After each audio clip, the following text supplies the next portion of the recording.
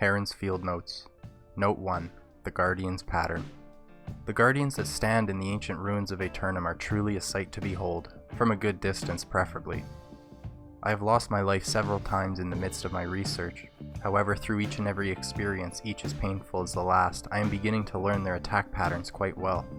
Many times now I've been able to disappear from their view and create an opening to escape.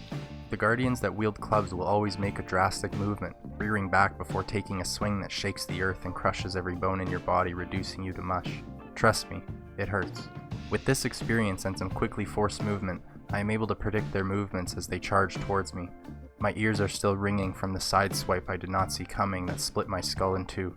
This serves as a reminder of how much I have yet to learn in combat. Note 2. Halfformed. It seems as though some of the Guardians are mutilated in some way, perhaps from centuries of decaying in their resting state, or damage received at some point in time. Some missing an arm, a head, even some missing their entire lower body, left to an eternity of crawling around like an infant. I have already made the mistake of underestimating them by enticing them to attempt to attack me, assuming they had but a fraction of their taller counterparts' strength. I was met with a swift death after it had observed my foolish behavior for a moment. They have adapted their new bodies quite well. Being half the weight they once were has made leaping and clamping down enemies using their solid bone arms an easy feat. I must say, after witnessing their capabilities firsthand, they have haunted my nightmares in ways their brethren could not. I will not be giving up on my research anytime soon. I feel ill just thinking about those half-cut monstrosities. Note 3. Guardians' Weapons. The Guardians wield extremely crude, low-grade weapons that seem as though they were cast but not forged. Rough and jagged, unfit for any man I know willing to go to battle. Very few of the Guardians hold steel weapons and random pieces of armor, perhaps looted off the corpses of their victims. They seem to lack the ability to use ranged weapons with the exception of the commanders, which may carry javelins and spears to throw. Be wary of these commanders, as years of murdering lost hunters and intruders has honed their skills. They do not miss. If you see one with no weapon, do not assume that they pose no threat. Their weathered and tattered bones can tear chunks of flesh from your body with little to no resistance. I have seen them puncture a steel chestplate and rip a man's heart directly from his chest with their bare hands. They do not appear to feel pain. Note 4. Guardians' Resolve. I have come to learn that the Guardians pay no mind to animals. They are free to come and go. I witnessed a wolf take a Guardian's arm for a snack with absolutely no consequence.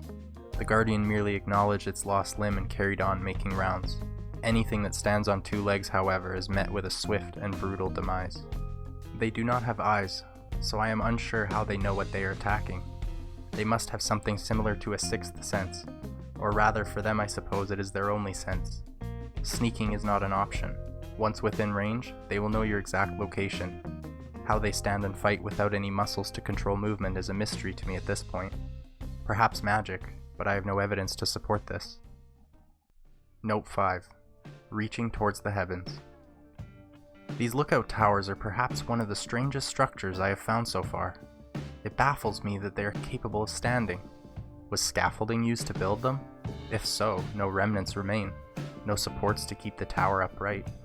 To me it appears as though these towers erected from the ground like a proud stone evergreen, reaching heights capable of touching the clouds. Note 6. The Orbs. Perhaps even more intriguing than the towers are these massive orbs that have been placed near the top of them. They are extremely large, bulging out of one side of the tower, and I imagine they weigh thousands of kilograms. How did the ancients manage to get them up there? It seems every tower found around the settlement of Winsford has these orbs implanted in the side of the great stone towers, perhaps monuments. Note 7. Syndicate Expulsion. Today I was removed from the Syndicate, those arrogant fools.